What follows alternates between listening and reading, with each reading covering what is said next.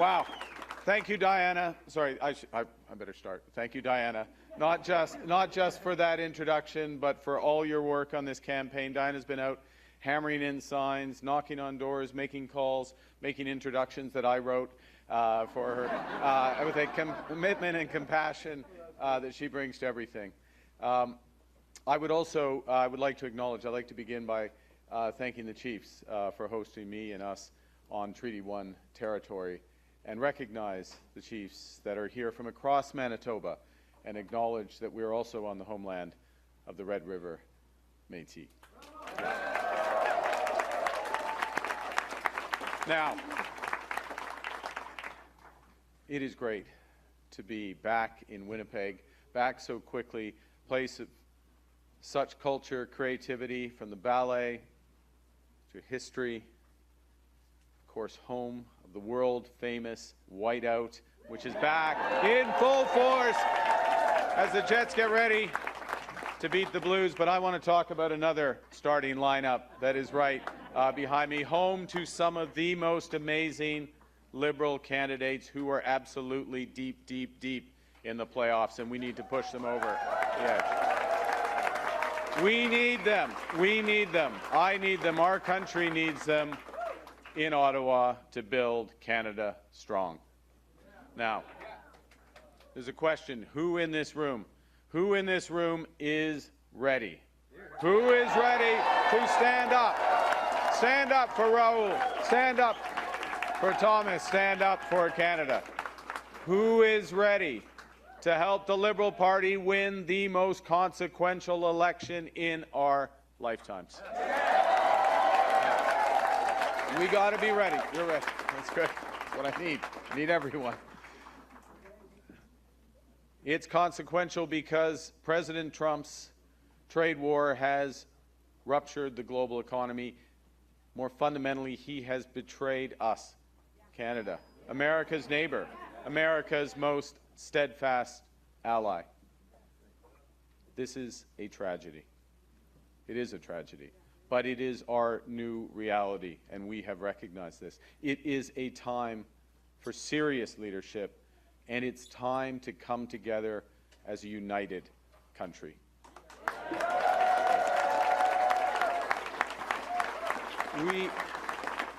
We need to come together to fight, to protect, and to build.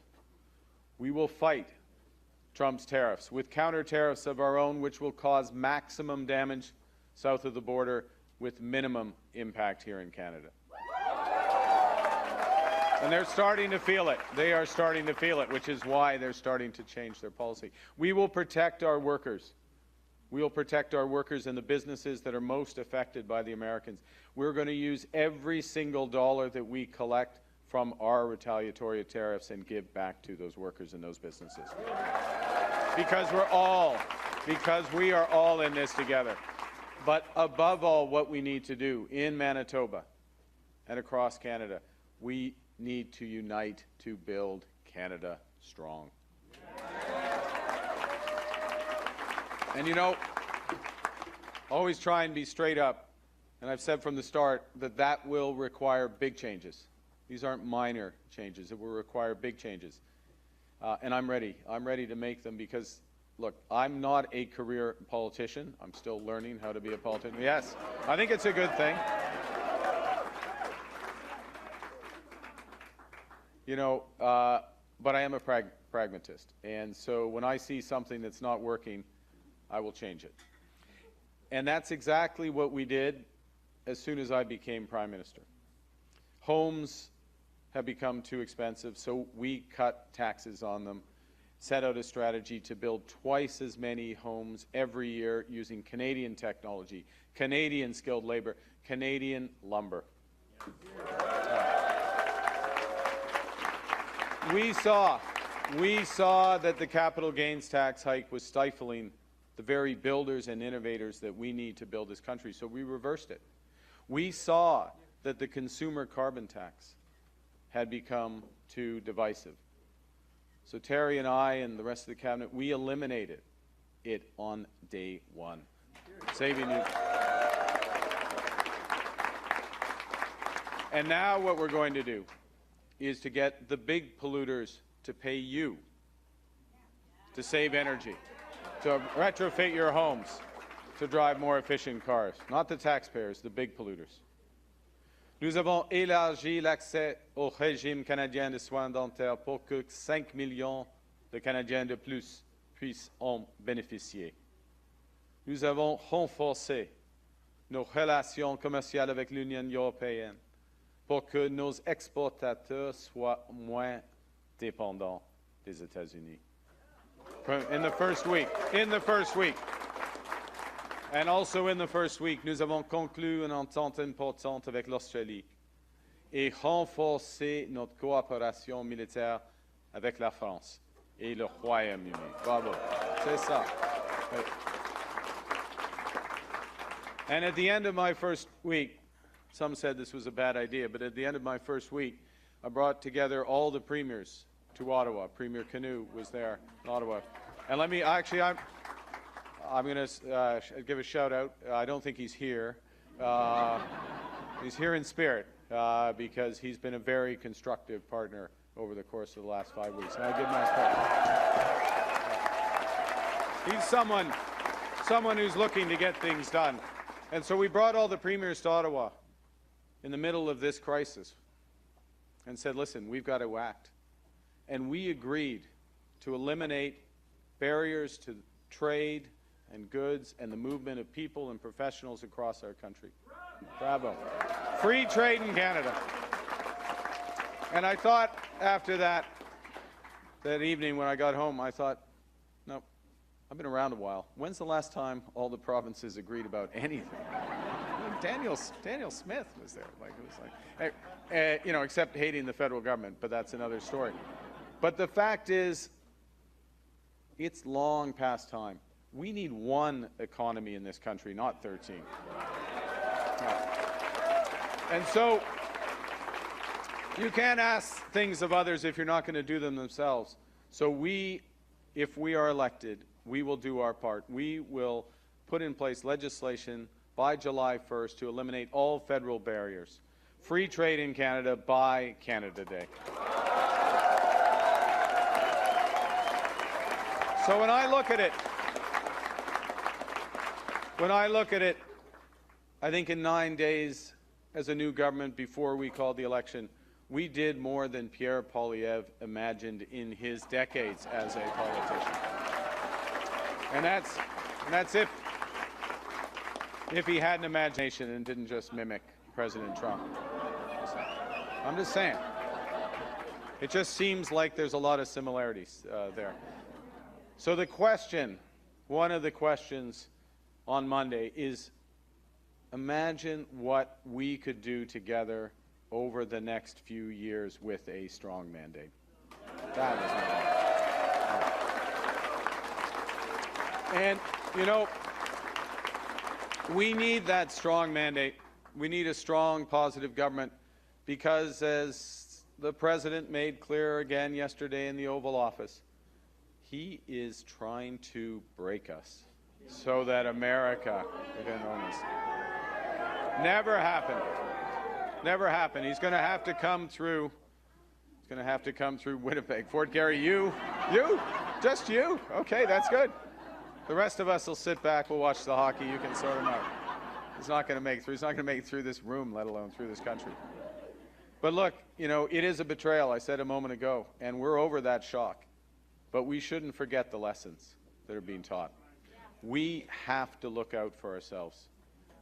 And because we're Liberals, we know that we also have to take care of each other. So I know we really didn't ask for this fight. We didn't ask for this fight, but Canadians are always ready when someone else drops the gloves. Elbows up. And we didn't ask for this trade war, but just like in hockey, we will win it. Look, hockey, like many of you, hockey has played a big part in my life. And I grew up a couple provinces over. I grew up with the values that I learned at the kitchen table in the classroom and on the ice.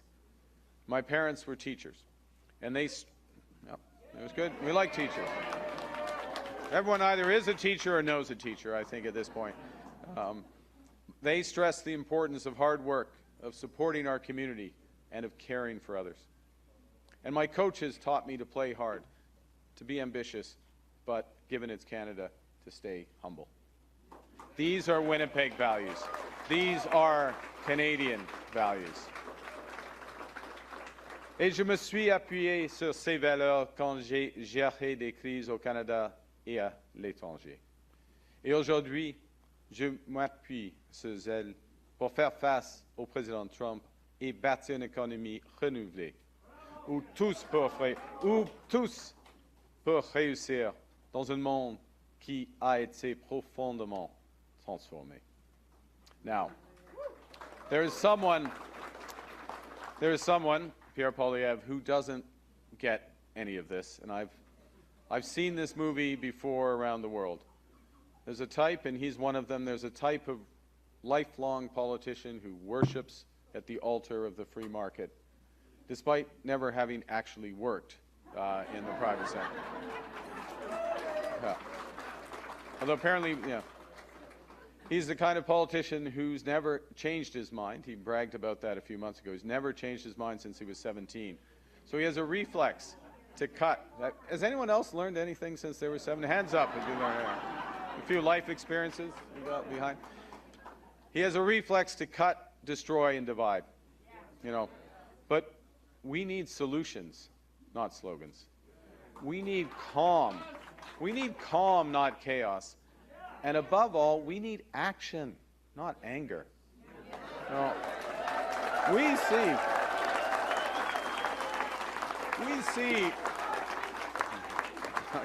I'll give you action. I got action. Action's coming. You know, thank you. You know, the politics of slogans and anger and, yes, chaos are dividing and starting to weaken the Americans. So we will win this battle if we are strong and united. They want our strength. They want our strength. They want our resources. They want our water. They want our land. They want our country. He confirmed again, never, never, never. They'll never have it. That's what I told the president. Canada is not America. Canada, you look at this, America is a melting pot. You look at this room, look at this stage. Canada is a mosaic. We're all Canadians, we're all distinct. And proud of it. You know, in America, healthcare is big business. In Canada, it is a right.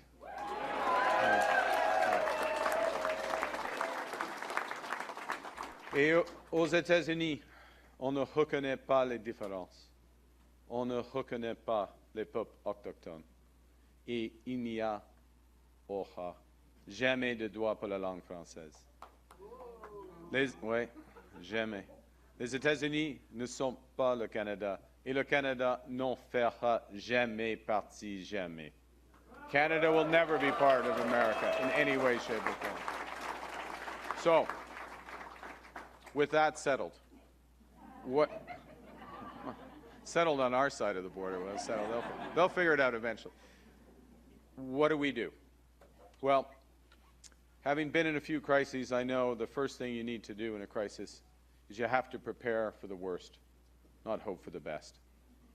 You have to distinguish between what you can change and what you can't. So we can't change President Trump. No. So we need a leader who can stand up to him.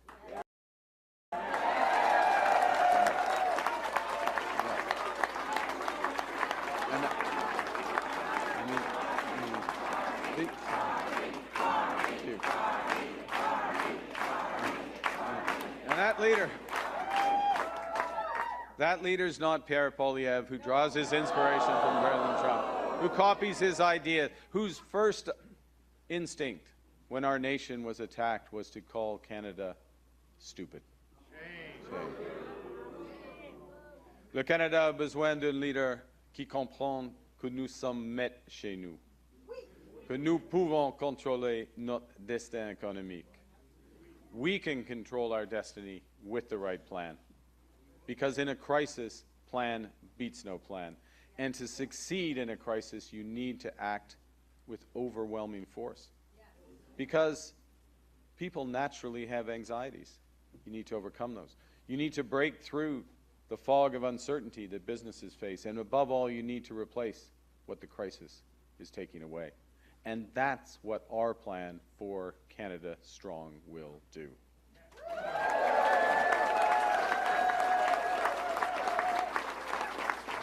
It starts with making sure that the government spends less of your tax dollars so that Canadians can invest more.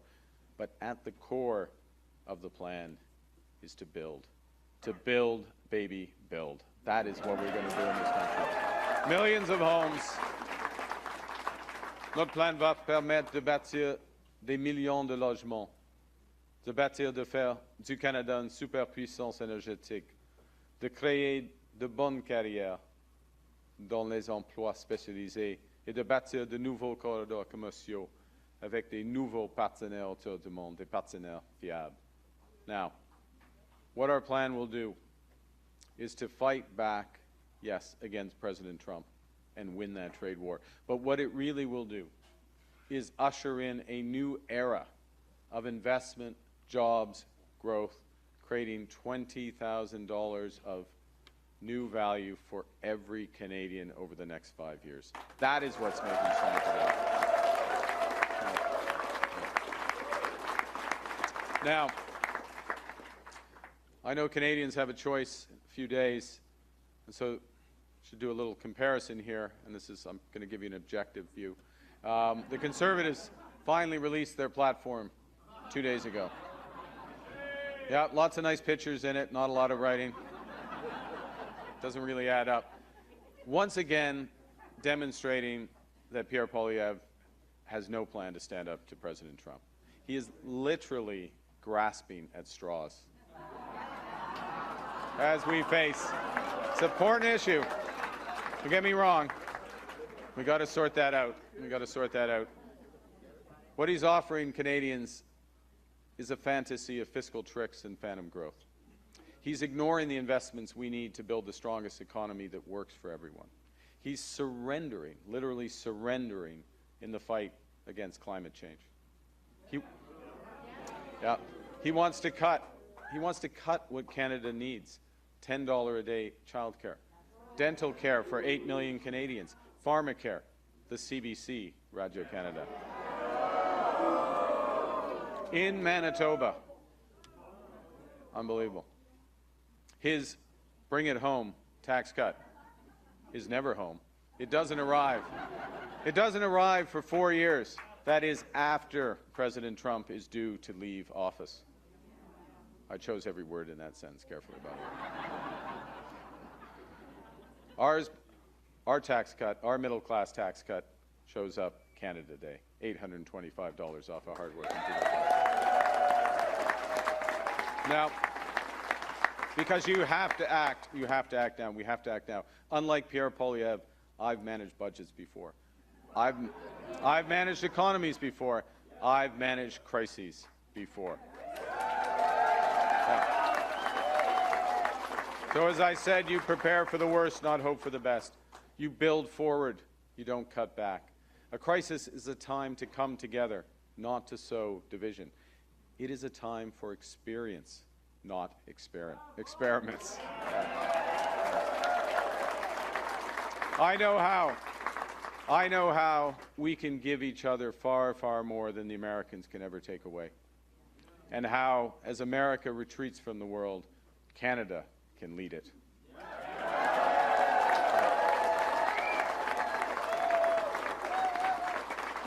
Now, I have one more ask before I finish, but I just want to say a few words on why, as Liberals, as Canadians, we care about building a strong economy.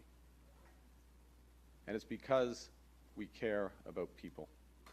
Yeah. It's because we go back we go back to the value of community that we all share. It's because we know we're all in this together. And that's why we implemented $10 a day childcare that Pierre Poilievre would eliminate. That's why we expanded dental care to 8 million Canadians that Pierre Poilievre would trash. That's why we announced major investments in healthcare, mental health, and the treatment of addictions. I don't know why Pierre Poilievre is silent on all of those. Because we're all in this together, my government is committed to working in real partnership with Indigenous peoples.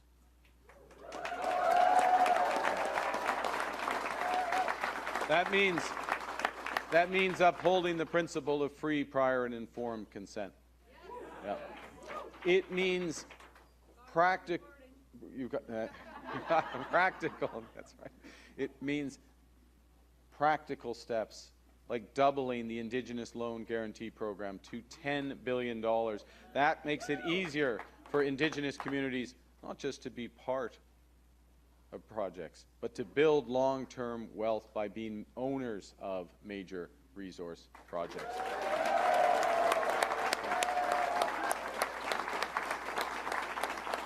I know these times are unsettling, but together we will win this trade war, and we will build the strongest economy that works for everyone. Not because it's easy, but because it's right. Okay. Now here's my, and that is why I'm before you tonight. This country, Canada, has given me everything from my family, my education, and my values. And in return, I'm ready to give everything to Canada. But here is my, here,